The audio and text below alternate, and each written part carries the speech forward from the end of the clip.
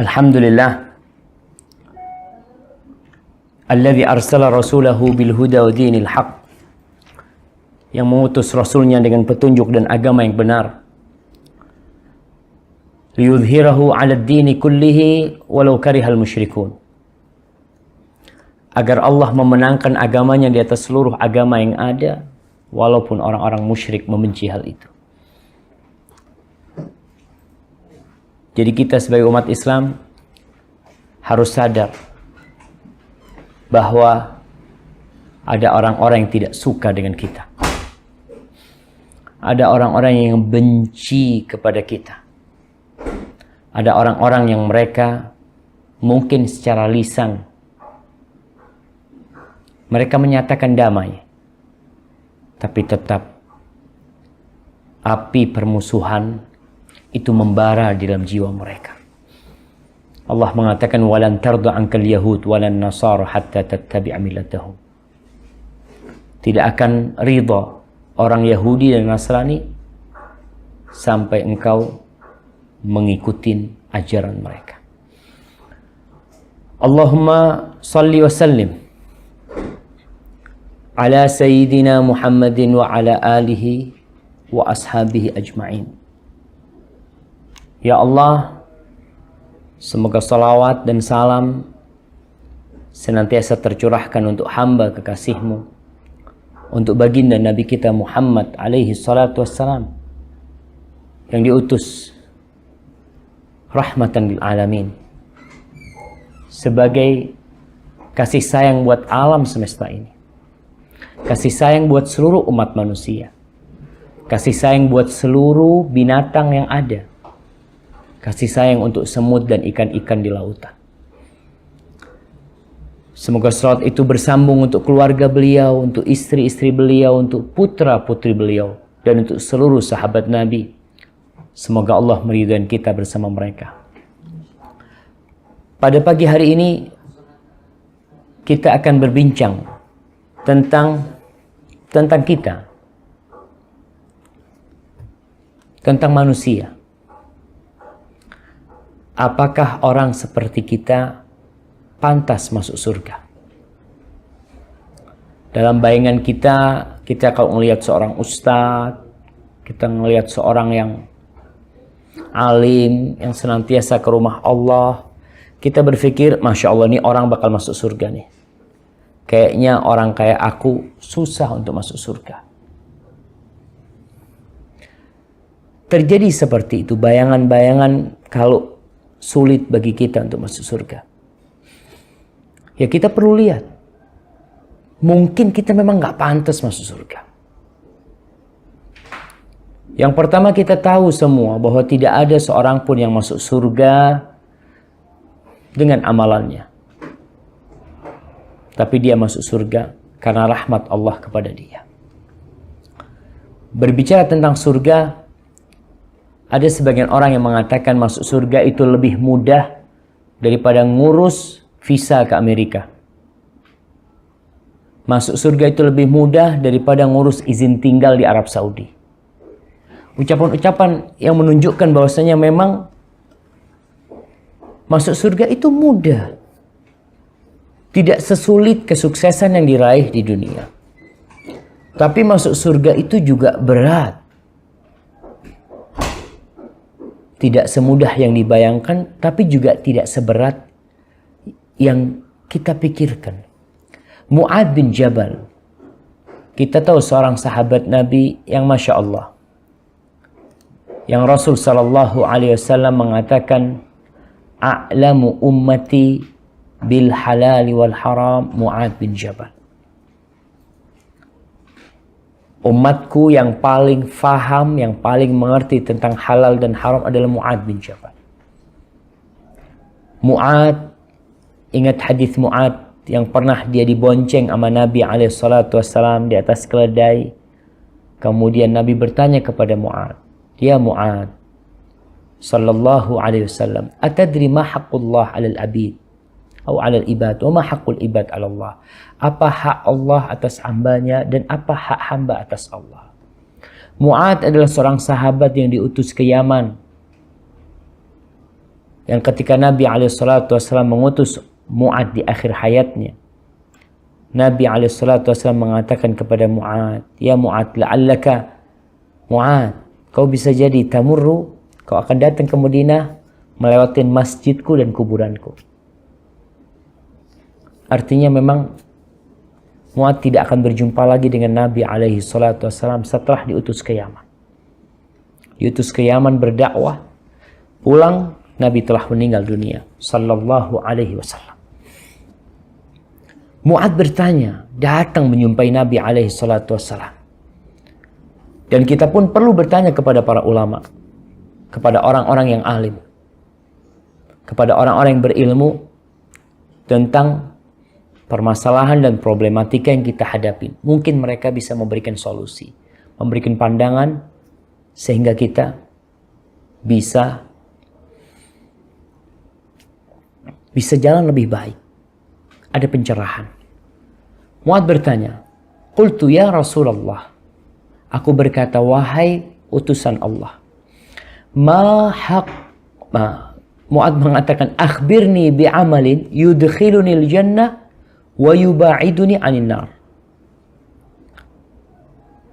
Wahai Rasul sallallahu alaihi wasallam, tolong kasih tahu aku dengan sebuah amalan yang memasukkan ke surga dan menjauhkan dari api neraka. Pertanyaan yang tidak main-main, jemaah.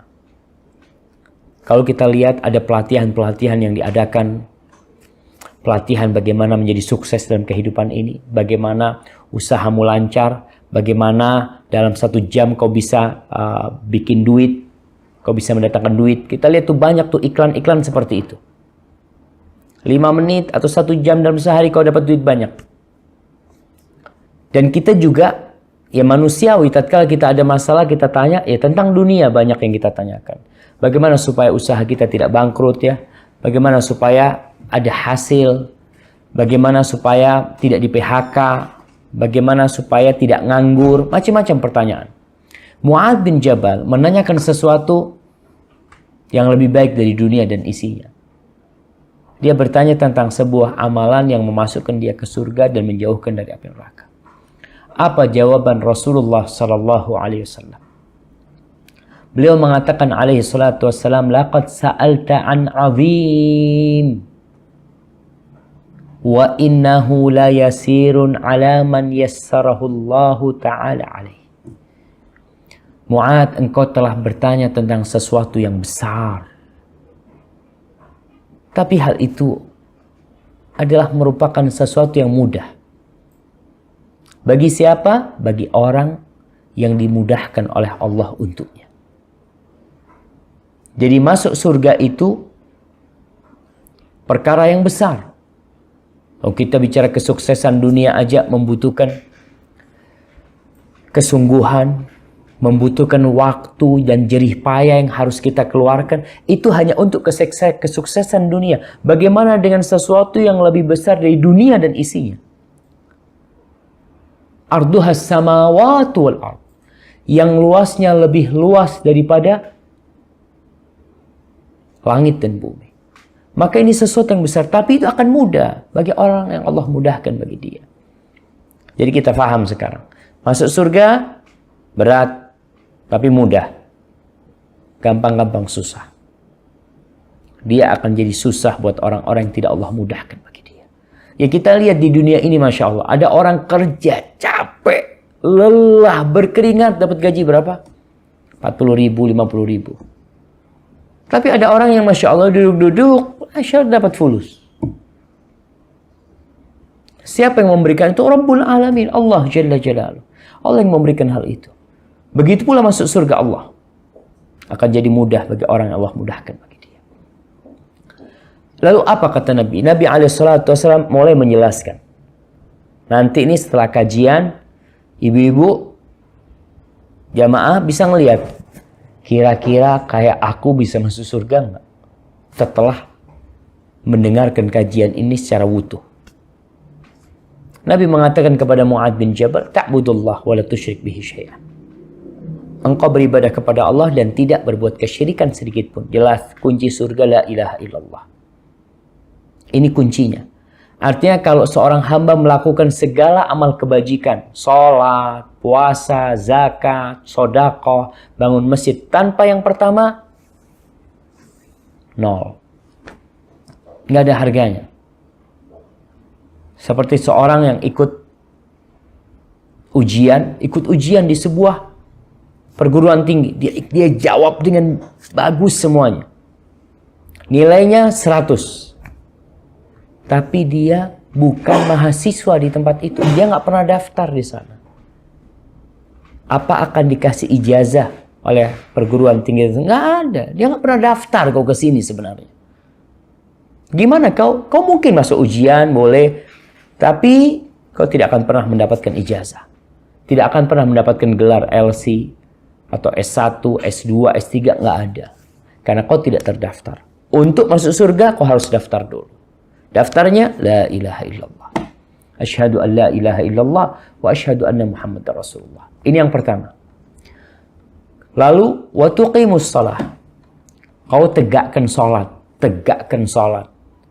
Nabi SAW tidak mengatakan kau salat.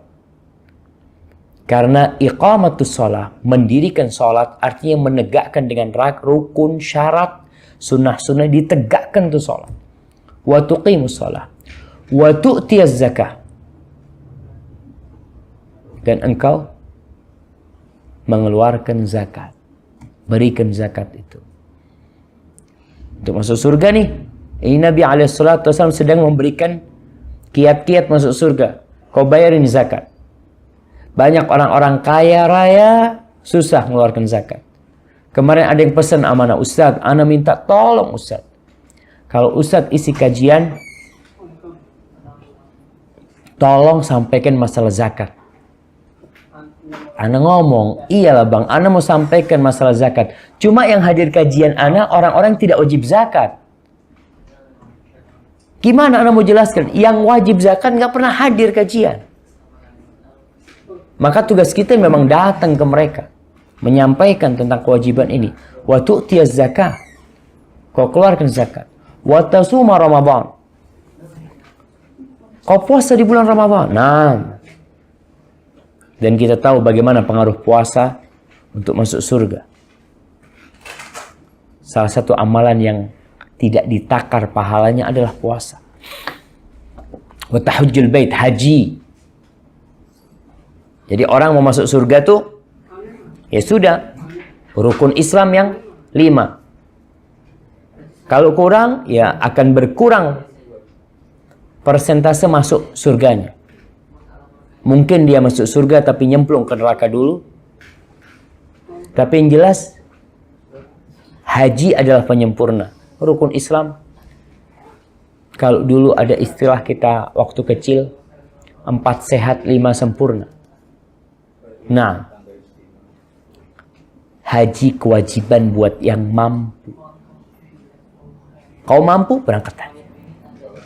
Mampu apa Ustaz? Ada yang mengatakan Ustaz mampu gimana? Anak kayaknya belum mampu. Ada orang memang nggak punya uang cash.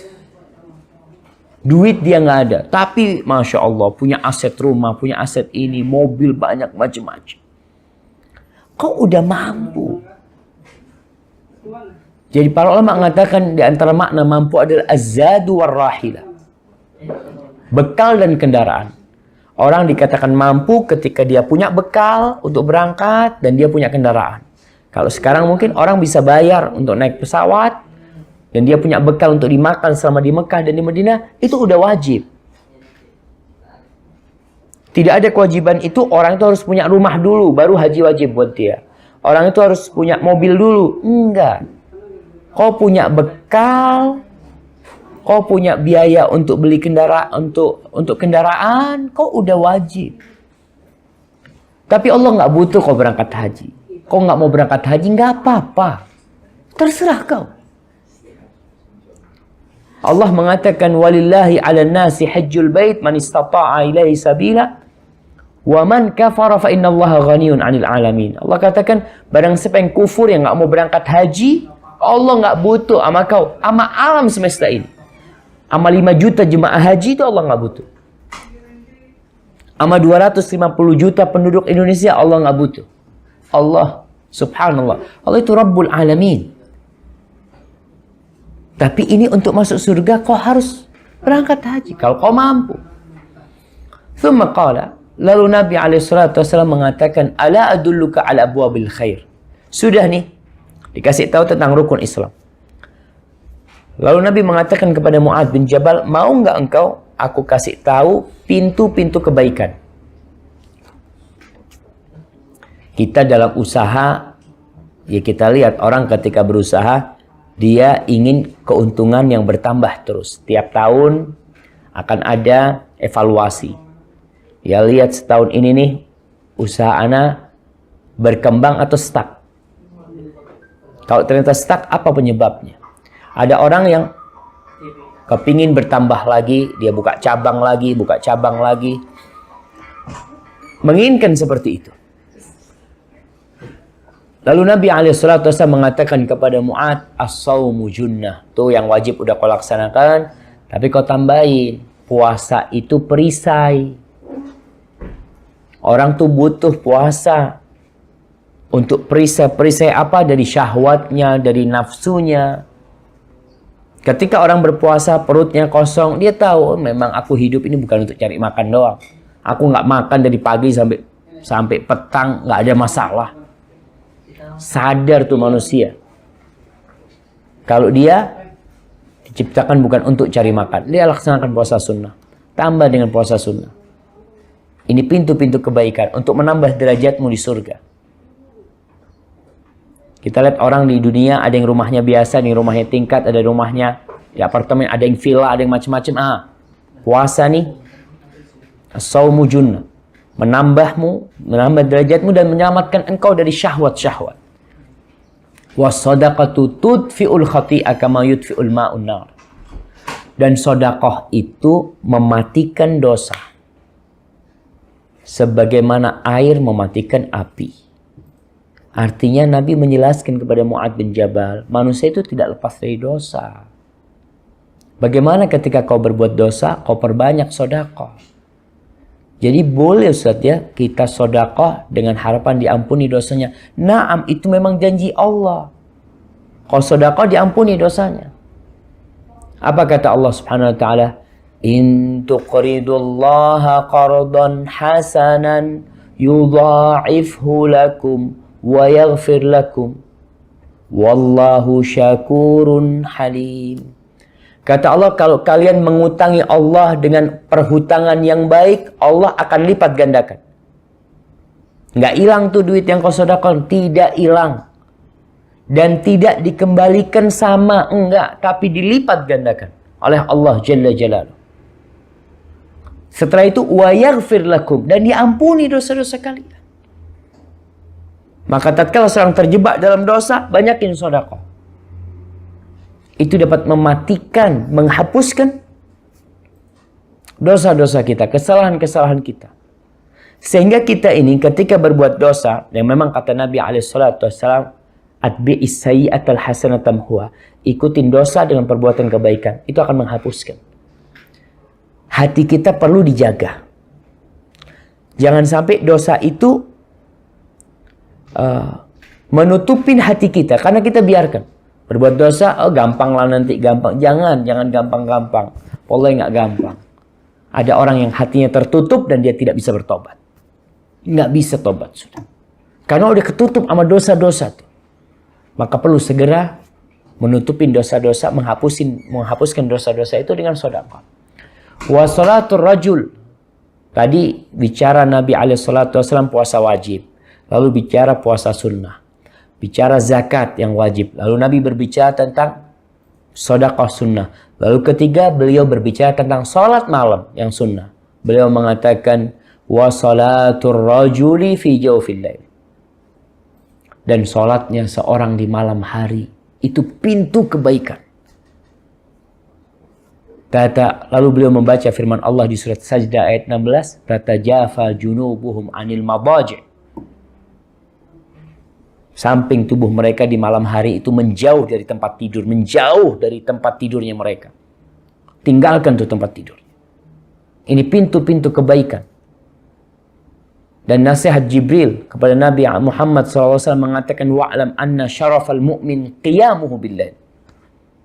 Ketahuilah bahwa keutamaan seorang mukmin, seorang yang beriman adalah bangun malam. Wa izzatuhu wa izzuhu istighna'uhu 'anil nas. Dan kehormatan seorang mukmin, kau punya nilai dari mana? Dengan engkau tidak minta-minta sama orang. Kau tidak butuh sama orang. Kau malah berbagi sama orang. Seorang mukmin berusaha bagaimana tangannya di atas. Tangannya di atas. Ketika kau tangan di bawah, kau mendapatkan sesuatu, nggak apa-apa, kau terima, alhamdulillah. Ketika kau tidak meminta, kau tidak berhasrat, pemberian itu kau terima, tapi kau juga berbagi sama orang lain. Berikan kepada orang-orang yang membutuhkan. Hadza huwal mu'min. Dan itu kehormatan seorang mukmin. Dan Nabi mengajarkan nih. Mengajarkan puasa, mengajarkan sedekah, mengajarkan qiyamul lail. Mau cari martabat yang tinggi. Kok ingin dihormatin? Qiyamul lail. Orang sekarang cari prestis ya, cari kehormatan, ingin menunjukkan nilai dirinya di mana? Di tempat-tempat yang di situ tidak ada kehormatan sebenarnya. Kau cari kehormatan di mana?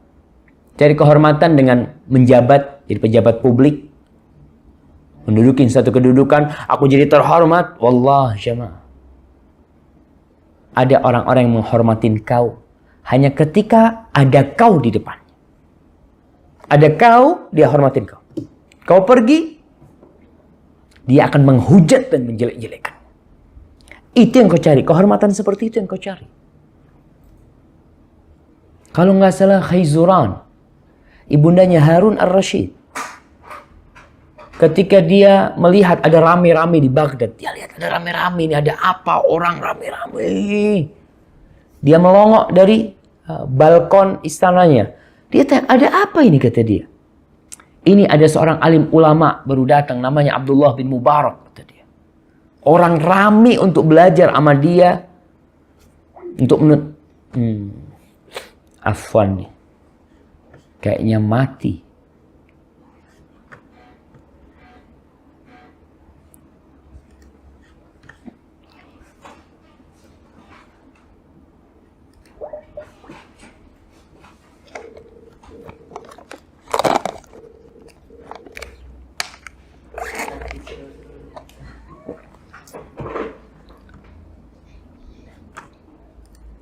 Assalamualaikum Ustaz. Waalaikumsalam warahmatullah. Baik, kita lanjut. Sebentar Ustaz, duduk sebentar.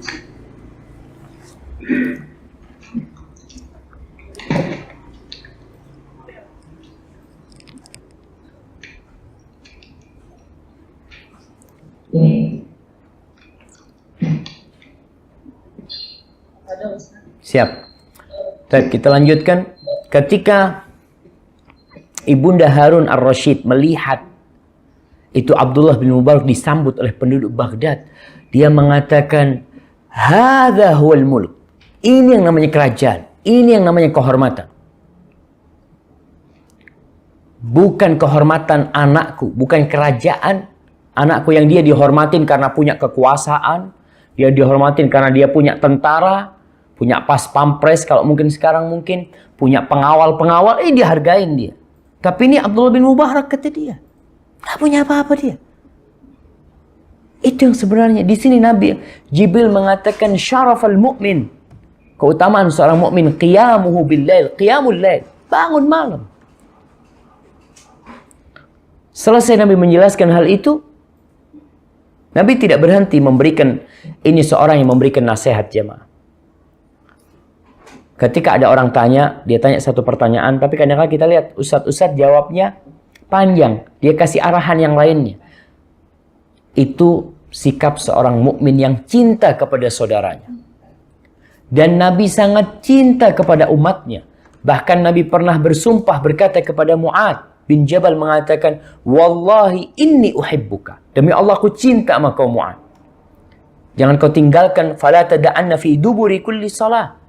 Jangan pernah kau tinggalkan di akhir sholat, selesai sholat untuk membaca Allahumma a'inni ala dzikrika wa syukrika wa husni ibadati. Tapi Nabi ketika mau menambahkan nasihat kepada Mu'adz, beliau bertanya kepada Mu'adz. Tidak langsung beliau berikan. Karena pertanyaan Mu'adz jelas dia ingin amalan yang memasukkan ke surga, yang menjauhkan dari api neraka. Nabi udah jelasin. Bahkan Nabi tambahin. Tapi Nabi juga bertanya kepada Mu'adz, "Ala, mau enggak engkau?" Kalau Nabi mengatakan, "Ala ukhbiruka," engkau mau enggak aku kasih tahu? Bira'sil amr, dengan inti urusan. Kepalanya urusan ini apa? Wa amuduhu, dan amud itu bisa berarti tiang. Tapi amudul faqari dalam onta itu tulang punggungnya yang mendukungnya. Wa dhirwatu samani, dan puncak dari punuknya. Onta tuh punya punuk tuh. Ada kepala, ada tulang punggungnya, ada punuknya. Yang puncak dari punuknya itu apa? Qultu bala ya Rasulullah. Maka Mu'adz mengatakan, tentu ya Rasulullah. Kasih tahu aku tuh. Ra'sul amril Islam. Kepalanya urusan ini Islam. Jadi kalau ada onta nggak ada kepalanya, walaupun bagus, ya nggak bisa hidup dia. Intinya Islam. Inna dina indallahil Islam. Agama yang diterima di sisi Allah, yang diridhoin Allah, cuma Islam. Islam aja, nggak ada lainnya. Maka Nabi menjelaskan kepada Mu'adz bin Jabal. Dan ini harus difahami oleh setiap muslim. Kalau agama yang kau anut adalah agama yang benar, lainnya salah. Naam. Wa man yabtaghi ghairal islami dinan fala yuqbala min. Barang siapa yang mencari agama selain Islam, Allah nggak akan terima. Allah nggak akan terima. Siapa yang ngomong Allah, nggak akan Allah terima. Makanya Nabi SAW menekankan kepada Mu'adz, kepalanya nih Islam. Tulangnya itu, tulang punggungnya itu adalah salat. Wa amuduhu salat. Puncak dari punuknya itu adalah al-jihad. Berjuang di jalan Allah Jalla Jalaluh. Nah, itu sabda Nabi SAW. Apakah selesai? Enggak. Nabi bertanya lagi kepada Mu'adz. Tsumma qala. Kemudian beliau bertanya, "Ala ukhbiruka bimilaki dzalika kullihi?" Mau enggak engkau? Subhanallah. Tidak langsung dikasih tahu sama Nabi SAW. Cara seperti ini untuk mendorong konsentrasi. Orang supaya fokus juga. Dia tanya, "Ala ukhbiruka bimilaki dzalika kulli?"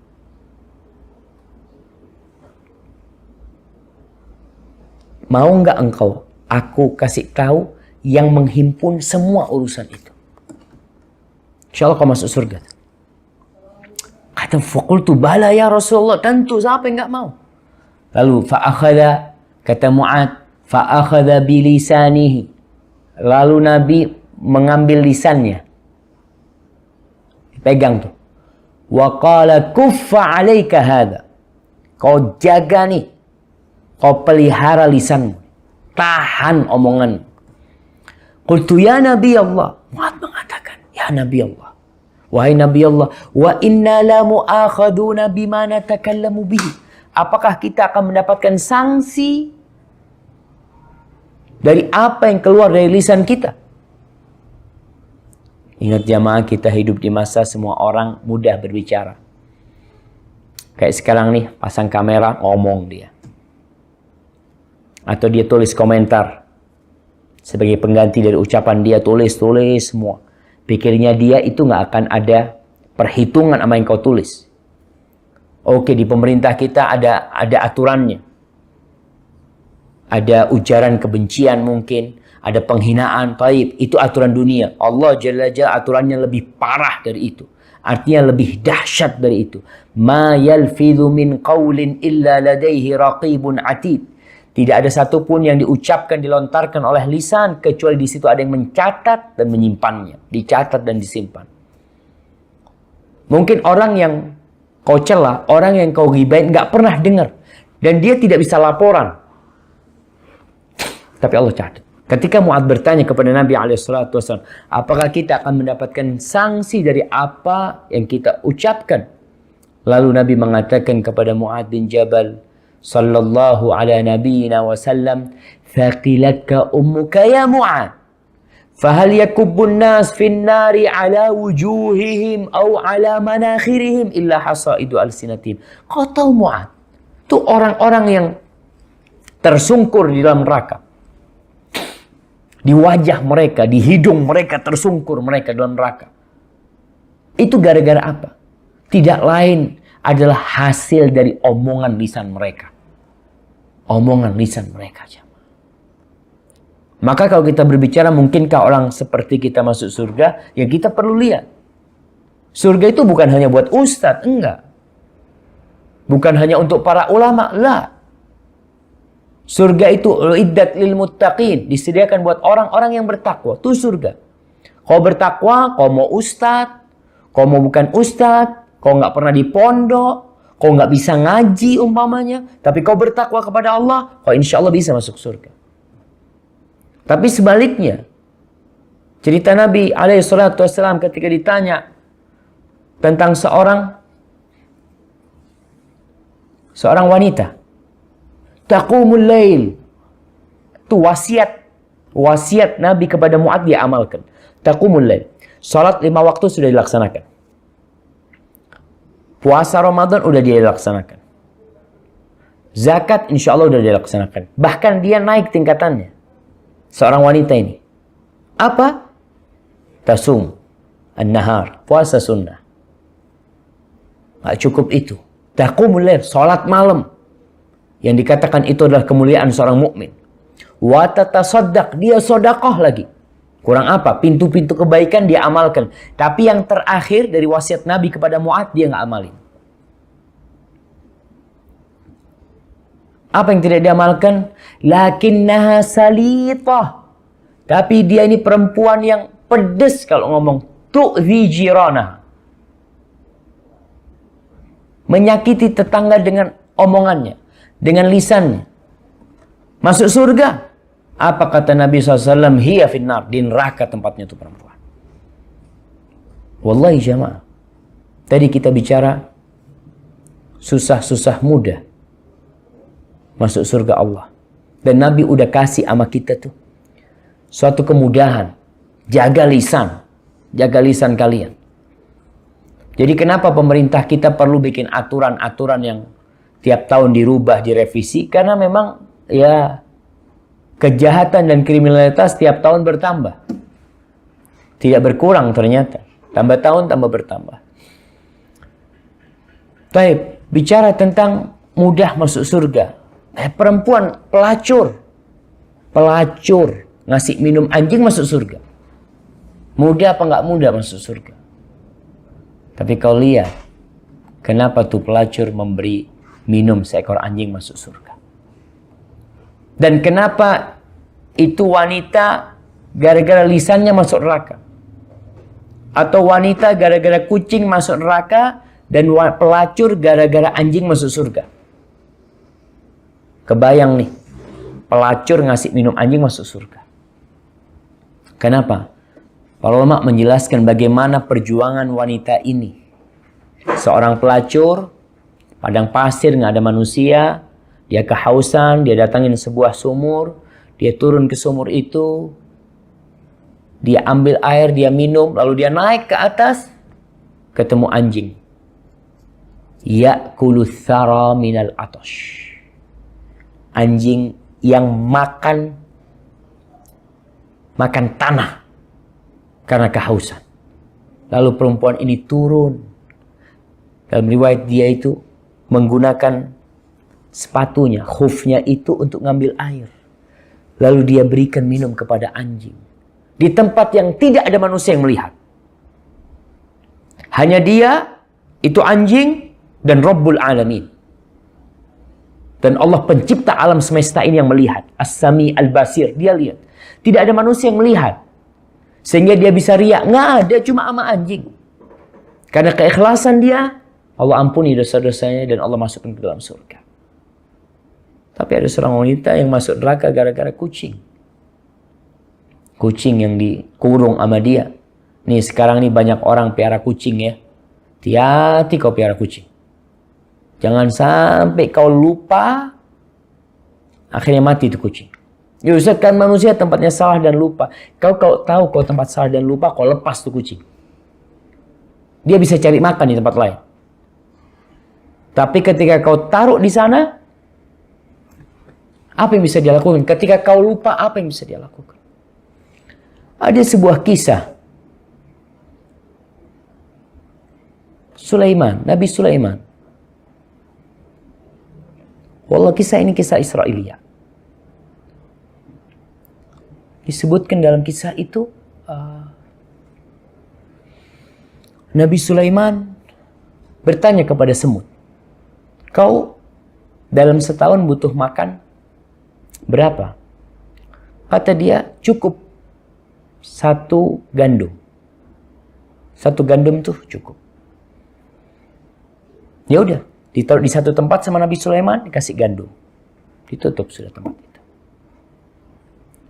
Dalam riwayat itu disebutkan, setahun kemudian Nabi Sulaiman buka. Ternyata gandum itu tinggal separuh. Tinggal separuh gandum itu. Heran Nabi Sulaiman. Kata kau butuh 1 gandum. Iya, aku butuh 1 gandum. Tapi karena engkau mengurungku, aku takut kau lupa, sehingga aku mati kelaparan. Maka aku sisakan. Aku berusaha mengiritnya. Dan karena kalau sudah manusia yang tadi, kucing kalau sudah dikurung, akhirnya siapa yang bertanggung jawab? Ya kau yang bertanggung jawab yang ngurung dia. Kau yang bertanggung jawab. Ketika dilepas, dia bisa cari makan di mana. Mungkin dia mati ketabrak, mungkin dia mati jatuh, itu urusan dia. Tapi yang jelas dia punya kesempatan bisa berusaha. Tapi kalau dikurung, nggak ada usaha. Maka hati-hati. Jangan sampai binatang yang kita piara, nanti pada akhirnya kita akan bertanggung jawab pada hari kiamat. Karena kita menyebabkan kematian mereka. Kita tidak kasih makan. Iya, kalau nggak sengaja atau apa, ini nanti urusannya sama Allah Subhanahu Wa Taala. Kita berdoa, Rabbana la tu'akhidna in nasina au akhtana. Ya Allah, jangan berikan sanksi kepada kami kalau kami lupa atau kami salah. Kita minta ampun sama Allah Subhanahu Wa Taala. Ahibati rahimakumullah. Dalam sebuah hadis disebutkan, hadis ini diriwayatkan oleh Abu Ya'la di dalam musnadnya dan Al-Asbahani dalam Targhib wa Tarhib, dan disebutkan hadis ini sanadnya hasan oleh sebagian ulama. Bagaimana Nabi mengatakan sallallahu alaihi wasallam, ana wa imra'atun saf'aul khaddain kahatain yaumil qiyamah. Aku bersama seorang wanita yang pipinya mungkin ada hitam-hitamnya. Aku pada hari kiamat itu seperti ini sama dia. Disebutkan ketika Nabi SAW hendak masuk surga, wanita ini juga ikut masuk surga bersama Nabi SAW. Seperti ini kata Nabi SAW. Kenapa perempuan ini? Ada apa dia bisa bersama Nabi SAW masuk surga? Nabi mengatakan, imra'atun amat min zawjiha. Wanita ini ditinggal mati oleh suaminya. Dzatu mansibin wa jamal. Dia itu wanita yang cantik, wanita yang memiliki kedudukan, tapi hasabat nafsaha ala yatamaha. Tapi dia tidak menikah kembali. Dia berusaha untuk membesarkan anak-anak, mendidik mereka dengan benar sampai mereka besar dan mereka meninggal dunia. Hadis ini diriwayatkan Abu Dawud. Dan sanadnya memang dhaif, tapi sebenarnya memang saling menguatkan sanad itu juga berdasarkan sabda Rasulullah SAW yang sahih, ana wa kafilul yatim kahatain. Aku bersama orang yang memelihara anak yatim seperti ini, kata Nabi SAW. Dan riwayat tadi menjelaskan bagaimana nanti pada hari kiamat seorang wanita itu gara-gara dia membesarkan anaknya, dia sabar, ditinggal mati suaminya, mendidik anaknya dengan benar. Pada hari kiamat dia masuk surga. Dan ada yang menyebutkan masuk surga buat wanita lebih mudah daripada orang laki. Lebih mudah. Tidak ada jamaah, artinya tidak harus ke masjid sholat berjamaah, tidak ada sholat Jumat, tidak ada jihad fi sabilillah, nggak ada tuh buat wanita. Tapi buat laki ada hal itu. Masuk surga buat wanita, kata Nabi alaihi salatu wassalam. Nabi mengatakan, "Idza shallatil mar'atu khamsaha wa shamat syahraha wa ata'at zawjaha wa hafizat farjaha qila laha udkhulil jannah min ay abwabil jannati syi'ti." Ini bagi para wanita. Wanita yang salat 5 waktu. 5 waktu aja nih. Puasa Ramadan. Taat dan patuh kepada suaminya. Taat dan patuh kepada suaminya. Ibu-ibu lihat. Yang jadi ibu-ibu nih, para wanita coba lihat. Kau taat enggak sama suamimu? Patuh enggak sama suaminya? Kira-kira pernah enggak engkau membantah suami? Kata suami, jangan kayak gini. Suami pergi, kau lakukan itu.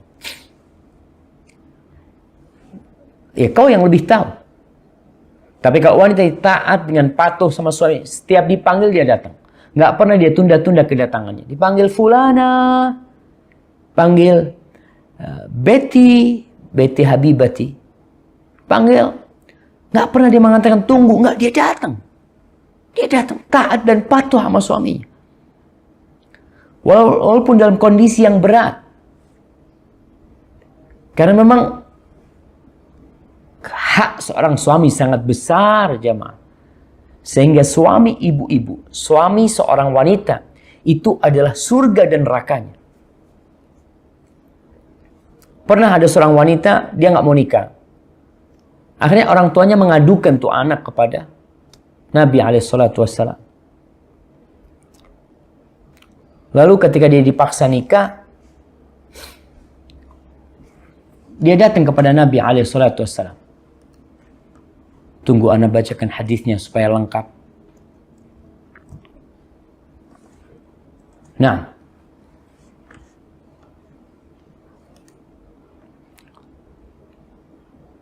wanita ini sebelum menikah, dan ini penting buat seorang wanita. Ini disebutkan hadisnya. Wanita ini tidak mau menikah padahal udah banyak yang minta dia. Akhirnya wanita ini datang kepada Rasul sallallahu alaihi wasallam. Dia bertanya, "Ya Rasulullah, apa hak seorang suami? Aku mau nikah, aku tahu apa kewajibanku kepada suami." Lalu Nabi alaihi salatu wasallam menjelaskan, "Lau kana min qadamihi ila mafriqi ra'sihi qurhatun." Dan bajis kalau dari telapak kakinya sampai ke kepalanya itu ada borok yang mengeluarkan nanah, al-qayh was-sadid. Thumma istaqbalathu falahasathu, kemudian perempuan ini mendekap suami lalu dijilatin itu lukanya, ma'addat haqqahu. Itu tidak akan menyelesaikan haknya. Lalu wanita ini berkata, "Kalau begitu, aku tidak akan menikah ya Rasulullah SAW. Aku takut tidak bisa melaksanakan kewajibanku kepada suamiku." Wallahi jemaah, nggak main-main. Nabi SAW mengatakan, "Innama huwa jannatuki au naruki." Suamimu itu surgamu atau nerakamu, surga atau neraka. Makanya Nabi SAW mengatakan, "Wa ata'at zaujah." Ini hak suami terbesar, taat. Tadi Nabi sekedar menggambarkan besarnya hak seorang suami atas istrinya. Dan Nabi mengatakan, kau taati. Yang taat sama suaminya. Wa hafizat farjaha. Dia jaga kehormatannya, jaga kemaluannya. Maka akan dikatakan kepada wanita ini, "Qila la udkhulil jannah min ay abwabil jannati syi'ti." Silahkan kau masuk surga dari pintu mana saja yang kau mau. Dari mana aja. Asalkan tadi kau amalkan hal itu. Kisah seorang sahabat dalam hadis riwayat Bukhari. Al-Bara' bin Azib menceritakan ini tentang bagaimana ada amalan-amalan yang kecil bisa memasukkan kau ke surga sebenarnya. Artinya mudah masuk surga itu. Tapi masuk neraka juga mudah. Oleh karena itu Nabi SAW mengatakan bahwa al-jannatu aqrabu ila ahadikum min syiraki na'lihi wan naru mithlu dzalika. Surga itu lebih dekat dari kalian surga itu lebih dekat kepada kalian daripada tali sandal kalian kepada kalian. Deket banget tuh. Orang nggak pakai sandal kan tali sandalnya deket sama kakinya, deket banget tuh. Itu surga. Wan naru mithlu, tapi neraka juga sama dekatnya kayak gitu. Sama. Persis kata Nabi SAW. Ini dalam hadis Bara' bin Azib radhiyallahu anhu yaqul, "Ata an-nabiy sallallahu alaihi wasallam rajulun." Pernah datang menjumpai Nabi alaihi salatu wasallam seorang lelaki muqanna'un bil hadid, yang dia telah mengenakan pakaian besi siap untuk berperang. Muqanna' bil hadid. Fitra, masya haula.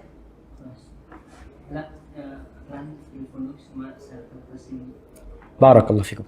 Afwan, ana putus barusan karena ada sesuatu. Muqanna' bil hadid, orang ini dengan pakaian besi dari kepala sampai bawahnya sudah pakaian besi siap berperang. Faqala lalu dia berkata, "Ya Rasulullah, uqatil au uslim?" Wahai Rasul sallallahu alaihi wasallam, aku ini gimana nih? Aku perang dulu terus masuk Islam atau masuk Islam dulu? Qala aslim tsumma qatil. Kau masuk Islam dulu karena tadi ingat ceritanya Mu'adz bin Jabal, kunci masuk surganya adalah la ilaha illallah. Maka kau harus masuk Islam dulu. Aslim tsumma qatil. Lalu orang ini mengatakan asyhadu an la ilaha illallah wa asyhadu anna Muhammadar Rasulullah. Lalu dia berperang. Kemudian dia tewas. Apa kata Rasul sallallahu alaihi wasallam? Amila qalilan wa ujira katsiran. Amila qalilan. Dia beramal sedikit tapi dikasih pahala yang besar kali sama Allah Subhanahu wa taala. Subhanallah. Dia baru masuk Islam. Kemudian dia berjuang dan dia mendapatkan pahala yang besar. Hadis yang lainnya. Tunggu anak.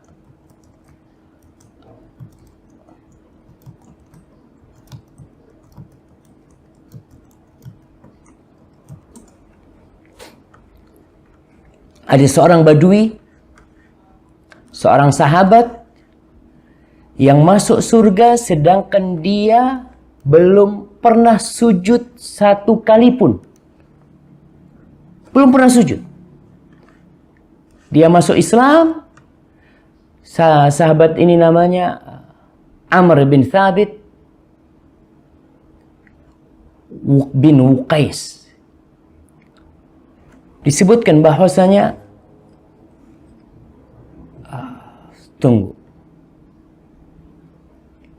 Nah, dia yang bertanya kepada Nabi SAW tentang apa itu agama Allah. Lalu dia masuk Islam. Kemudian dia jatuh dari ontanya dan meninggal dunia. Dikatakan dia belum pernah sujud untuk Allah Subhanahu wa taala sedikit pun dan dia masuk surga. Bahkan disebutkan Nabi melihat bidadari memberikan makanan kepada dia. Nabi mengatakan dia masuk Islam dalam kondisi lapar. Lalu Allah berikan itu kepada dia. Subhanallah jemaah. Bilal bin Rabah, terompahnya terdengar di surga. Lihat, terompahnya terdengar di surga karena apa? Karena dia dipukulin di Mekah, disiksa di Mekah, karena hijrah dia. Ternyata Rasul sallallahu alaihi wasallam bertanya kepada Bilal bin Rabah, apa sih amalan yang kau amalkan? Apakah amalan yang kau amalkan sehingga terompahmu terdengar di surga? Kata Bilal bin Rabah, apa ya Rasulullah SAW? Aku tuh kalau habis batal wudhu, aku selalu berwudhu dan aku sholat sunnah. Kata Nabi SAW, ini nih yang menyebabkan terompahmu terdengar di surga. Jadi para jamaah rahimakumullah, masuk surga mudah. Tapi kita juga nggak boleh memudah-mudahkan hal itu. Kita nggak boleh duduk berpikir, karena ada orang-orang mengatakan kayaknya aku masuk surga nih. Orang kayak aku nih bakal masuk surga. Nah, aku kan orang baik. Abu Bakar As-Siddiq radhiyallahu taala anhu, bagaimana dia sering duduk sendirian, lalu dia pegang lisannya mengatakan, hadzal ladzi awradanil mahalik, ini yang menyebabkan aku nanti akan hancur dan binasa, ini nih. Lidahnya dipegang sama Abu Bakar Siddiq. Padahal Abu Bakar dijamin masuk surga. Abu Bakar dijamin masuk surga. Nabi SAW mengatakan, Abu Bakar fil jannah. Abu Bakar di surga. Nabi yang mengatakan hal itu. Tapi dia tetap takut, jemaah. Dan seorang mukmin harus tetap takut. Kita bahas pada pertemuan sebelumnya tentang bagaimana istiqamah. Salah satu tanda orang yang istiqamah, dia adalah orang yang senantiasa antara takut dan berharap kepada Allah SWT. Abu Bakar mendapatkan harapan besar untuk masuk surga, tapi dia tetap takut jangan-jangan dia masuk neraka gara-gara lisannya. Padahal dia dijamin masuk surga. Umar bin Khattab radhiyallahu taala anhu. Bagaimana Umar bin Khattab radhiyallahu taala anhu pada suatu hari dia hendak mensolatin seorang yang meninggal di masa Umar bin Khattab. Lalu kata Hudzaifah ibnul Yaman, seorang sahabat yang menyimpan nama-nama orang munafik, kata Hudzaifah, la, kau jangan salatin dia. Dia termasuk orang yang disebutkan namanya sama Nabi SAW, termasuk orang munafik. Ketika ada kesempatan itu, langsung Umar bin Khattab memegang Hudzaifah bin Yaman. Anshuduka billah. Umar ini orang yang takut sama Allah. Sampai dikatakan ada garis hitam di pipinya. Karena dia sering menangis kepada Allah Jalla Jalaluh. Dia tanya, meminta kepada Hudzaifah bin Yaman, mengatakan, hal ana minhum? Au sammani laka Rasulullah SAW. Apakah Nabi menyebut namaku termasuk orang-orang munafik? Padahal Umar dijamin masuk surga. Umar takut dia terkena sifat munafikin. Lalu Hudzaifah mengatakan, tidak. Dan aku tidak akan memberikan kesaksian buat orang lain kecuali buat kau. Sudah selesai. Maksudnya kalau ada orang tanya lagi, aku termasuk yang disebutkan sama Nabi, tidak. Mu'ad tidak akan memberikan hal itu. Wallahi jamaah, sahabat-sahabat Nabi yang Allah menyebutkan perjuangan mereka. Lalu Allah mengatakan, laqad radiyallahu. Allah telah ridho kepada mereka. Allah telah ridho. Allah tahu dengan isi hati mereka. Ternyata tidak membuat mereka jadi GR. Merasa baik. Merasa sok suci. Tidak. Seorang tabi'in, Ibn Abi Mulaikah. Dia mengatakan, adraktu 30 min ashabin Nabi sallallahu alaihi wasallam. Aku telah berjumpa dengan 30 sahabat Nabi. Kulluhum yakhafu ala nafsihi nifaq. Semuanya takut dia termasuk munafik. 30 sahabat. Kita merasa iya, sudah seakan-akan sudah melewatin surga Allah SWT. Pernah kita duduk tanya, ya Allah, jangan-jangan aku munafik. Jangan-jangan aku pura-pura ngaji. Aku pura-pura baik. Aku datang ke majelis. Bayangkan, orang munafikin itu ada di masa Nabi SAW. Yang menjadi imam adalah Nabi alaihissalam. Yang berceramah, yang memberikan pencerahan adalah Nabi alaihissalam. Sholatnya di mana? Sholatnya di Masjid Nabawi. Berkumpul dengan Abu Bakar, Umar, Utsman, Ali, dengan orang-orang soleh. Ternyata ada orang-orang munafik. Dan bisa jadi di tengah-tengah kita ada orang-orang munafik. Dan mungkin kita termasuk orang-orang munafik. Kata Ibn Abi Mulaika, semuanya takut mereka terkena penyakit nifaq. Dan kita perlu takut. Hasan al-Basri mengatakan, la yakhafuhu illa mu'min, wa la ya'manuhu illa munafik. La yakhafuhu. Tidak takut kepada sifat kemunafikan, khawatir, kecuali orang beriman. Kalau kau takut terkena sifat munafik, kau sering duduk, seperti kejadian Umar bin Khattab, Abu Bakar Siddiq, pada ketakutan mereka, insya Allah kau beriman. Tapi kalau kau merasa aman, dan tidak ada orang yang merasa aman dengan kemunafikan, aku enggak, aku munafik, tidaklah, aku ini orang-orang yang mengajak kepada kebaikan. Bisa jadi dia adalah orang munafik. Na'udzubillah min syarri nifaq. Abdurrahman ibn Hurmuz Al-A'raj, seorang tabi'in insyaAllah, atau tabi'ut tabi'in. Dia seringkali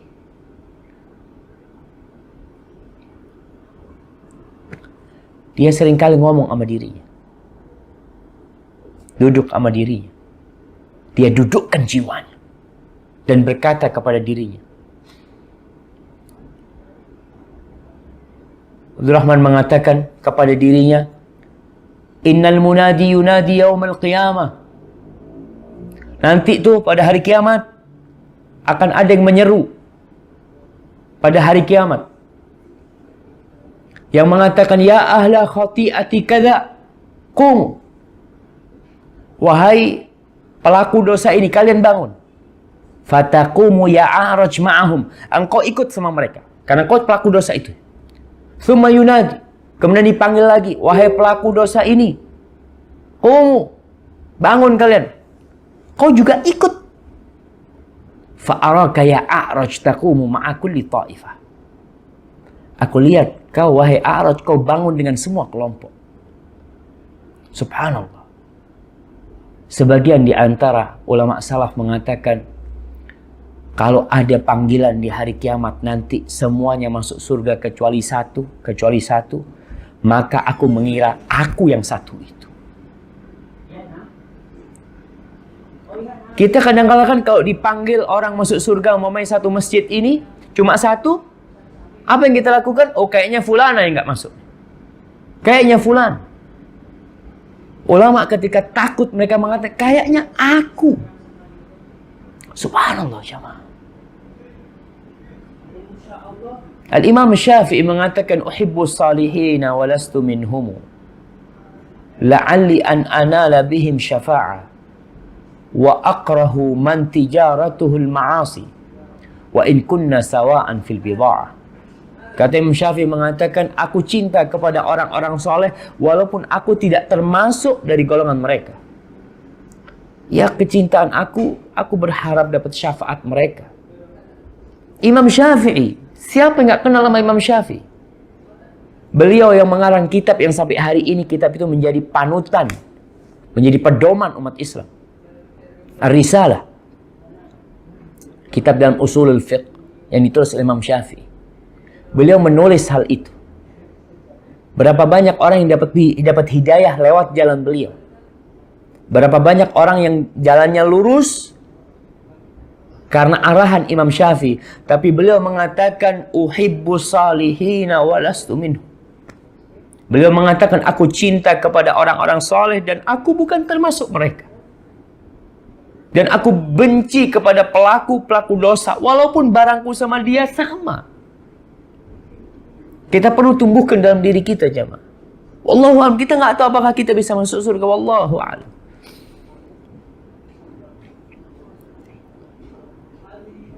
Muhammad bin Wasi'.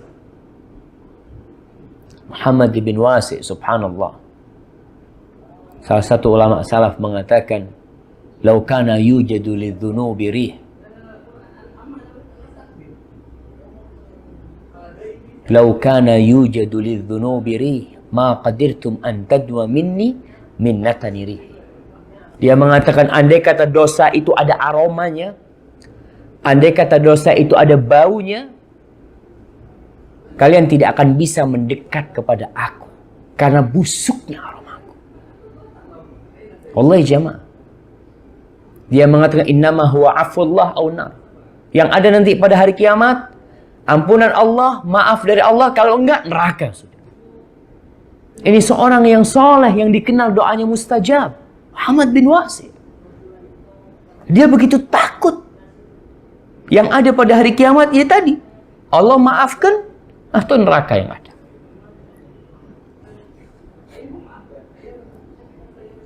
Wallahi jamaah, kita kalau dosa itu ada aromanya,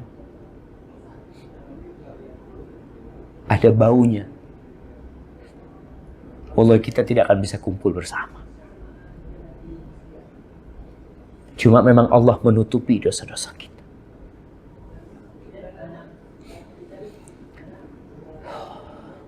Iya, Allah menutupi dosa-dosa kita. Ya, semoga Allah kelak yang menutupi dosa kita ketika kita hidup di dunia. Kelak pada hari kiamat dia mengampuni dosa-dosa kita.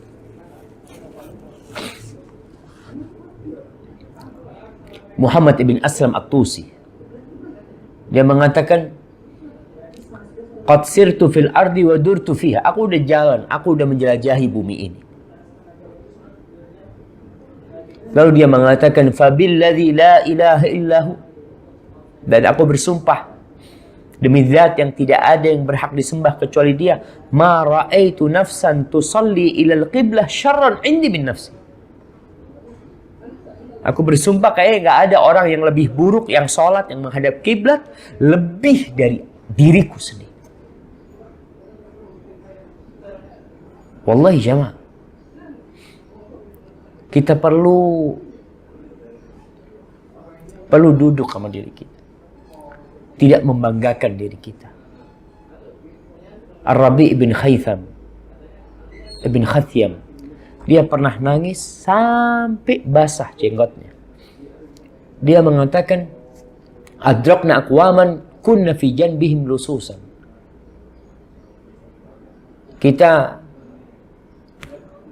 dulu pernah berjumpa dengan orang-orang yang soleh, para sahabat tabi'in.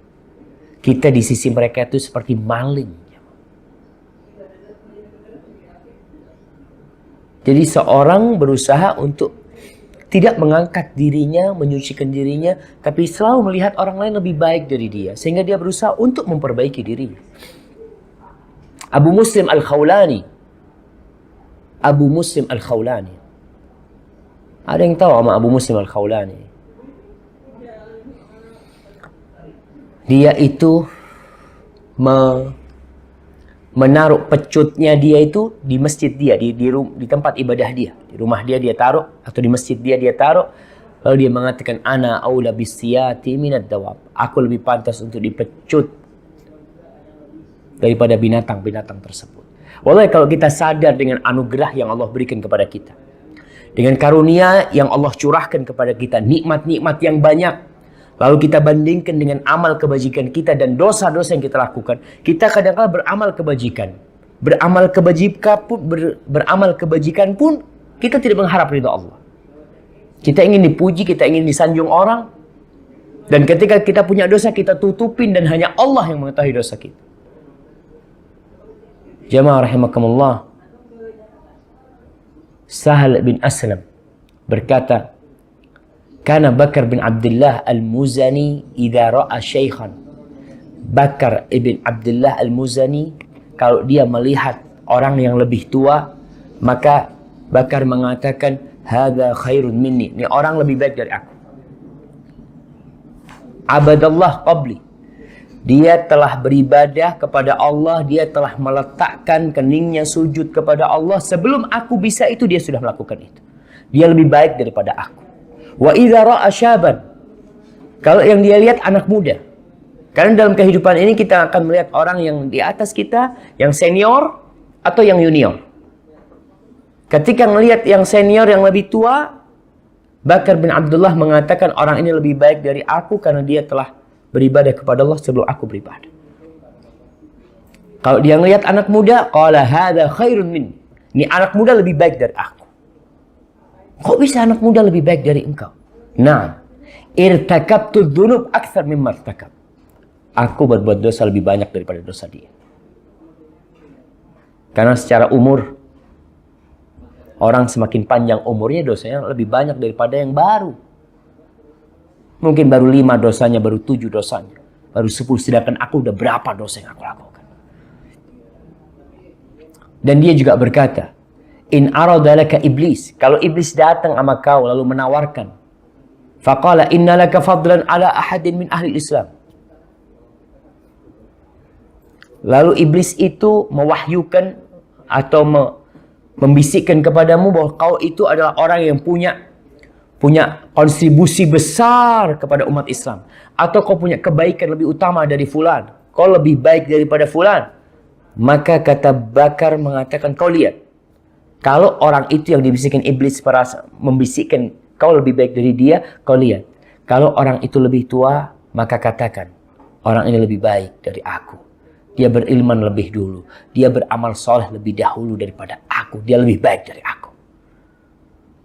Wa in kana asghar minka, kalau dia juniormu di bawahmu, maka katakan aku telah berbuat dosa, berbuat kemaksiatan sebelum dia melakukan kemaksiatan.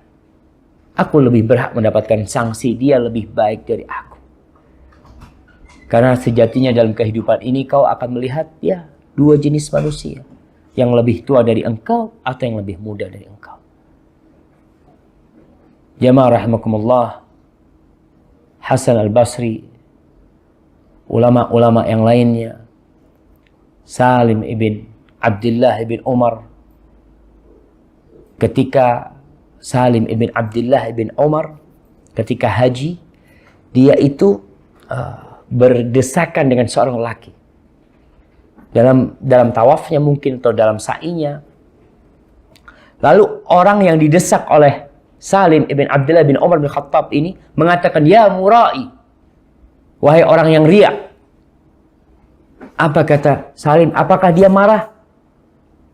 Apakah dia mengatakan, kau jangan nuduh macam-macam kau. Kau tahu dengan isi hatiku? Enggak. Salim mengatakan, ma'arafani illa anta. Wallahi enggak ada yang kenal sama aku kecuali engkau. Betul tuh yang ngomongkan aku ini murai. Orang akhirnya sadar ketika ada kritikan dari orang. Dia semakin takut dan semakin mendekatkan diri kepada Allah Jalla Jalaluh. Dan Fudail bin Iyad. Fudail bin Iyad, seorang alim ulama di Mekah. Yang terkenal sejaman dengan Abdullah bin Mubarak. Yang kita tahu ucapan dia yang terkenal tentang firman Allah. Liyabluwakum ayyukum ahsanu amala. Untuk menguji siapa di antara kalian yang paling baik amalannya. Fudail mengatakan Allah tidak menerima kecuali amalan yang benar dan saleh. Aswabuhu wa akhlasuhu. Yang terbenar dan ikhlas karena Allah SWT. Itu yang akan diterima. Apa kata Fudail bin Iyad? Dia mengatakan, man arada an yanzura ila mura'in falyanzur ilayya. Barang siapa yang ingin melihat kepada orang yang ria, hendaklah melihat kepada dirinya. Dia menunjukkan kepada dirinya. Wallahi jamaah, kita perlu duduk, tadi anak katakan, merenungkan diri kita. Kita ini termasuk yang mana? Tapi tetap, dalam semua hal, kita perlu husnudzan sama Allah. Kita berharap Allah mengampuni dosa-dosa kita. Kita berharap Allah menerima amalan kita. Tapi kita tetap takut. Sampai kapan rasa takut itu menemani kita? Sampai kematian datang. Sampai kematian tiba. Umar bin Khattab ketika kematian tiba. Ketika dia ditusuk di bawah pusarnya. Darah itu mengalir. Ketika dia minum susu. Kemudian susu itu keluar dari luka tusukan itu. Lalu dikatakan, Ausi ya Amirul Mukminin, kau sudah kasih wasiat. Udah nggak bisa disembuhkan sudah. Udah habis nih kata dokter. Umar bin Khattab mengatakan kepada putranya Abdullah bin Umar bin Khattab, ya bunayya, da' khaddi alal ard. Wahai ananda, Letakkan pipiku di tanah.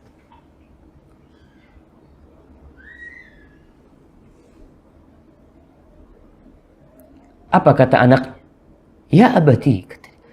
Apa bedanya tanah sama pahaku?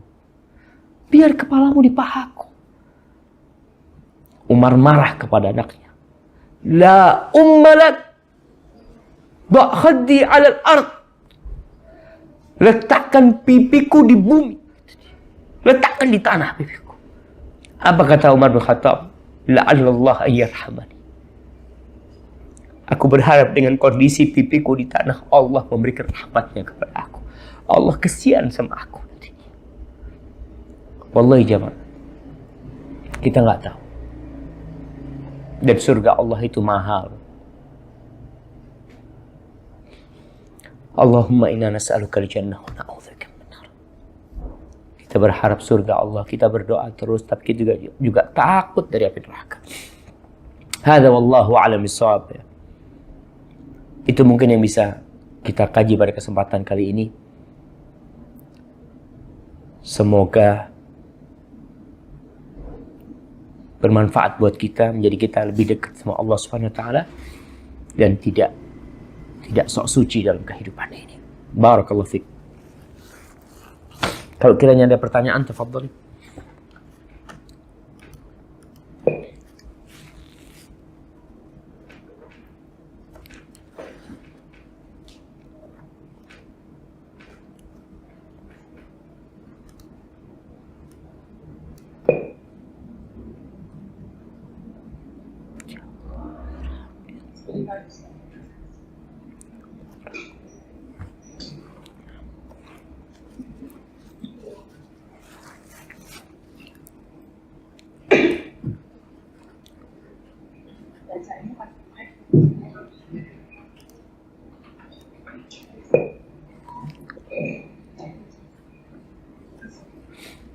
Naam.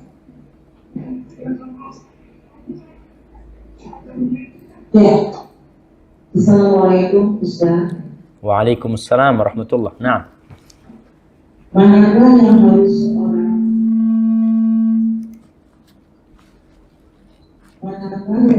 seorang istri dahului sudah berwudu dan siap untuk sholat, lalu suaminya datang? Apakah istri selesaikan sholatnya dulu atau menunggu suaminya dulu baru sholat? Jazakallahu khair. Iya, subhanallah. Ini pertanyaan yang bagus sekali ya, tentang seorang istri dengan suaminya. Apabila seorang istri sudah ambil wudu dan dia mau sholat, suaminya datang, mana yang lebih harus dia dahulukan? Kalau dia sedang dalam sholat itu, dia selesaikan sholatnya. Kalau dia di akhir waktu, yang waktu sholatnya mau habis, maka dia dahulukan sholatnya. Karena ini berkaitan dengan hak Allah yang wajib atas dirinya. Tapi kalau waktu sholatnya masih luang, suami datang, maka seharusnya engkau jumpain suami. Jumpain suami dulu, dudukkan suami, kemudian tanya sama suami, ada yang bisa dibantu bang, abang kepingin apa? Seperti itu. Setelah itu minta izin sama suami. Bang, boleh aku sholat dulu? Ketika suami mengatakan, tunggu dulu lah, aku ada perlu sama kau, duduk aja. Selama tadi waktu sholatnya masih panjang. Karena memang hak suami sangat besar sekali. Barakallahu fiik. Nah, seperti itu. Assalamualaikum. Apakah sama utama menuntut ilmu di majelis-majelis ilmu yang ada ustaznya dan yang pakai layar atau internet seperti ini? Apakah sama juga dengan yang mendengarkannya dari rumah? Tolong penjelasannya Ustaz. Yang kedua, kita disyariatkan amar ma'ruf nahi munkar, tapi juga disuruh menjauhi debat walaupun benar. Bagaimana penerapannya Ustaz? Soalnya Jika kita amal ma'ruf nahi munkar, seringnya berdebat Ustaz. Seringnya apa? Seringnya menjadi berdebat. Ya. Nah. Baik, barakallahu fiik ya. Berkaitan dengan pertanyaan yang pertama tentang menghadiri majelis ilmu. Apakah sama orang yang hadir di majelis ilmu dengan orang yang menyimak umpamanya dari rumahnya? Atau model kayak sekarang nih,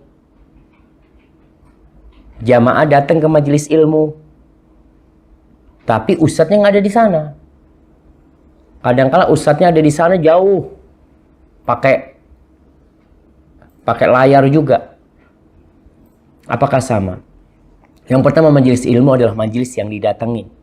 Kita kumpul di tempat itu, yang kata Rasul sallallahu alaihi wasallam, "Wa majtama'a qaumun fi baitin min buyutillah." Tidaklah satu kaum yang berkumpul di satu rumah dari rumah-rumah Allah, yatluna kitab Allah wa yatadarasunahu fima bainahum.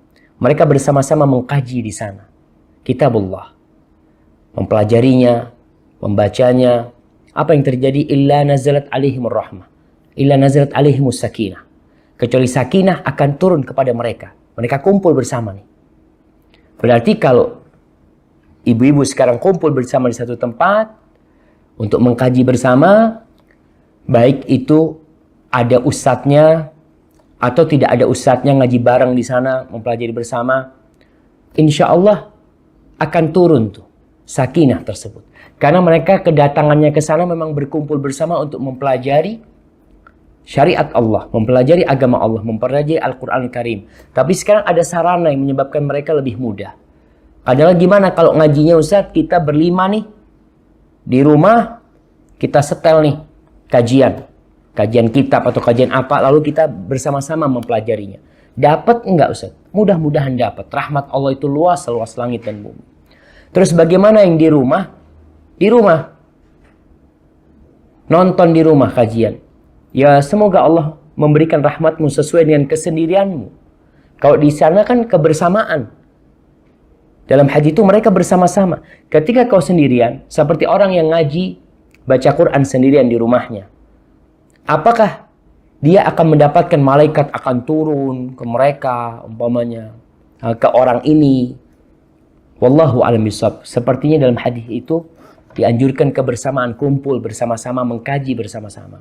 Karena memang kalau di rumah sendirian, ya orang sendirian, ya nonton bentar, umpamanya dengerin bentar, terus ada yang manggil ke sana, terus kemana, terus sambil makan makanan umpamanya, insya Allah dia akan tetap mendapatkan rahmat dari kajian tersebut. Dia mendapatkan barokah dari ilmu yang disampaikan. Tapi adapun sakinah, malaikat-malaikat yang turun, itu dalam hadis itu disebutkan ketika mereka bersama-sama mengkaji. Seperti yang dilakukan ngaji di masjid bareng umpamanya, ngaji di rumah bareng, insya Allah dapat tuh. Yang seperti itu semuanya sesuai dengan kondisi mereka insya Allah. Wallahu a'lam bishawab. Itu yang Anda ketahui. Terus berkaitan dengan pertanyaan kedua, masalah amar ma'ruf nahi mungkar. Kita kadang-kala kalau amar ma'ruf nahi mungkar yang ada adalah debat sama dia. Memang dalam Islam itu ada 3 cara dakwah yang disebutkan di surat An-Nahl ayat 125 insyaallah. Allah mengatakan ud'u ila sabili rabbika bil hikmah. Ajaklah ke jalan Tuhanmu dengan hikmah. Hikmah ini al-ilmu wal amalus salih, ilmu dan amal saleh. Hikmah itu meletakkan sesuatu di tempatnya dengan hikmah. Hikmah ini digunakan mungkin kepada orang yang tidak mengerti hukum. Orang kalau nggak ngerti hukum, nggak punya ilmu, dan orang itu punya dorongan untuk berbuat baik, itu tinggal dikasih tahu, Mas, sholat duha itu insya Allah mudahkan rezekinya umpamanya. Dia akan seperti Allah akan jamin tuh. Dalam sebuah hadis disebutkan, ya ibna Adam irka' li rak'atain fi awwali nahar akfika akhirah. Wahai anak Adam, kau sujud buat aku di pagi hari 2 rakaat, aku cukupin hari itu buat engkau. Orang ini langsung tertarik untuk mengamalkan umpamanya. Karena dia orang nggak ngerti, dikasih tahu faham. lalu diamalkan. Wal mau'izatil hasanah. Yang kedua dengan mau'izah hasanah. Nasihat yang baik. Ini lebih kepada orang-orang yang punya ilmu tapi malas dia. Dia tahu tuh ilmunya, dia faham tuh dalilnya. Hadisnya dia punya tuh. Cuma pengamalannya dia kurang. Ini perlu mau'izah hasanah. Mau'izah hasanah itu adalah nasihat dengan menceritakan reward dari Allah, balasan dari Allah yang akan diberikan kepada dia, ya, surga Allah, kebaikan-kebaikan, dan dengan menceritakan tentang dahsyatnya api neraka. Jadi dia perlu dikasih peringatan orang ini, karena orang itu punya ilmu sebenarnya, ada ilmunya, lulusan pesantren di Indonesia, cuma nggak tahu. Dengar azan ya kadangkala meremehkan sekali sama sholat. Dia ada ilmunya, maka perlu mau'izah hasanah. Yang ketiga, wajadilhum billati hiya ahsan. Jidal. Berdialog dengan cara yang paling baik. Jadi kalau dialog ini harus dengan cara yang lebih baik. Kenapa? Karena dalam perdebatan itu biasanya akan terjadi emosi. Akan terjadi ungkapan-ungkapan yang seharusnya tidak disampaikan. Biasanya kalau debat kayak gitu tuh. Makanya ketika seorang hendak menyampaikan, dia lihat debat ini buat orang yang dia punya syubhat. Dia sudah punya ilmu dan dia menentang dengan apa yang disampaikan ini. Dan untuk debat ini diperlukan orang yang berilmu. Kalau kau nggak berilmu, artinya kau hanya bisa memberikan nasihat, kau kasih nasihat. Ketika dia ngajak debat, afwan, ana kalau untuk dialog, untuk debat, ana nggak punya ilmunya. Ana cuma ingin memberikan nasihat kepada engkau. Dan ana yakin, udahlah kalau umpamanya bicara hukum wajib atau sunnah umpamanya, kadang-kadang itu menjadi perdebatan, ya kau katakan udahlah, anggap itu sunnah umpamanya. Tapi kan baik buat engkau. Kenapa kau tidak mengamalkan hal itu? Nggak perlu kita debat masalah itu panjang lebar. Jangan sampai kita nggak punya ilmu berdebat, akhirnya debat kusir. Yang ada permusuhan di antara kita akhirnya. Hadza wallahu a'lam bissawab. Nah.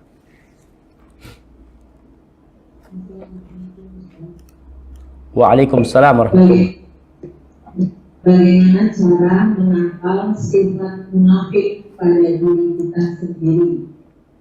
Yang kedua, jika kita melakukan kesalahan dan langsung tersadar lalu beristighfar, apakah dosa kita itu dicatat malaikat sebagai keburukan atau langsung dihapus Ustaz? Syukran. Barakallahu fiik. Iya. Berkaitan dengan dua pertanyaan ini. Yang pertama, bagaimana kita menghindar dari sifat munafik? Cara pertama menghindar dari sifat munafik adalah takut dengan kemunafikan. Kau takut dengan sifat-sifat munafik. Ketakutan itu membuatmu mempelajari apa aja sifat munafik. Karena kalau orang nggak pernah takut, ya namanya orang tidak takut. Apakah dia akan mempersiapkan diri untuk menghadapi sesuatu yang berbahaya? Enggak. Maka diperlukan rasa takut. Kemudian kita tahu, ketika kita takut kita akan cari tahu. Munafik ini apa aja nih? Sifat-sifat munafik apa aja? Yang ketiga berdoa. Setelah kau tahu ya kau menghindari. Yang keempat kau berdoa minta sama Allah Subhanahu Wa Taala agar dijauhkan dari sifat kemunafikan. Karena memang iya cara paling pintas adalah ya minta sama Allah Subhanahu Wa Taala agar kita dihindarkan dari sifat munafikan. Di antara doa yang dianjurkan untuk dibaca adalah Allahumma tahhir qalbi minan nifaq wa lisani minal kadhib wa aini minal khiyanah. Ya Allah, sucikan hati kami dari kemunafikan dan sucikan mata kami dari pengkhianatan. Allahumma tahhir qalbi min nifaq wa lisani minal kadhib, dan lisanku dari kebohongan dan mataku dari pengkhianatan. Doa, baca doa, minta sama Allah Subhanahu Wa Taala. Adapun yang berkaitan dengan masalah orang yang melakukan dosa. Apakah ketika orang melakukan dosa itu langsung dicatat dosa itu? Dalam sebuah hadis, anak-anak lama, hadis itu lama anak nggak membacanya, tapi kira-kira maknanya bahwasanya Rasul SAW menjelaskan ada 2 malaikat yang mencatat, kiraman katibin, malaikat-malaikat yang mulia yang mereka tidak mencatat kecuali yang telah diperintahkan kepada mereka. Ada malaikat yang mencatat kebaikan, ada malaikat mencatat keburukan. 2 malaikat ini. 2 malaikat ini yang menjadi komando di antara 2 ini adalah malaikat pencatat kebaikan. Ketika orang itu melakukan dosa, malaikat pencatat kebaikan mengatakan kepada malaikat pencatat keburukan, tunggu dulu. Jangan kau catat dulu. La'allahu yastaghfir. Tunggu, mungkin dia istighfar. Sehingga belum dicatat. Ditunggu istighfar. Istighfar nggak jadi dicatat. Ini untuk istighfar yang memang baru dilakukan. Artinya dosa yang baru dilakukan, maka malaikat pencatat itu yang di kanan menahan malaikat pencatat keburukan untuk mencatatnya. Beberapa saat disebutkan di situ. Tapi kalau dosa itu sudah berlalu, berarti itu sudah dicatat. Ketika dosa itu dicatat, maka istighfar itu insya Allah menghapuskan. Karena sudah dicatat, dihapus tuh kesalahan itu. Apakah dihapus, catatan itu masih ada? Ya kalau dihapuskan, kadangkala ditutupin aja gitu. Ditutupin dengan tip X, tulisan tuh ada di dalamnya tuh. Soal itu. Ketika dia balik, apakah itu akan balik lagi dosa itu seperti itu? Tergantung, kalau taubatnya dia, istighfar dia benar, insya Allah dihapuskan. Artinya dosa yang lalu udah nggak dianggap. Maka dengan cara seperti itu, ya kita istighfar terus dan bertobat kepada Allah Subhanahu Wa Taala dengan harapan dosa-dosa kita dihapuskan sama Allah Subhanahu Wa Taala. Baik, mungkin itu pertanyaan terakhir jemaah ya. Karena ada khalas, udah nih. Ini karena ada yang perlu diantar ke airport. Mudah-mudahan kita bisa lanjutkan pada kesempatan yang akan datang. Mohon maaf atas segala kesalahan. Apabila yang Anda sampaikan benar itu dari Allah Jalla Jalaluh. Kalau ada yang salah itu dari diri Anda pribadi, Allah dan Rasulnya terbebaskan dari kesalahan itu. Subhanakallahumma wa bihamdika asyhadu an la ilaha illa anta astaghfiruka wa atubu ilaik. Wassalamualaikum warahmatullahi wabarakatuh. Waalaikumsalam warahmatullahi wabarakatuh.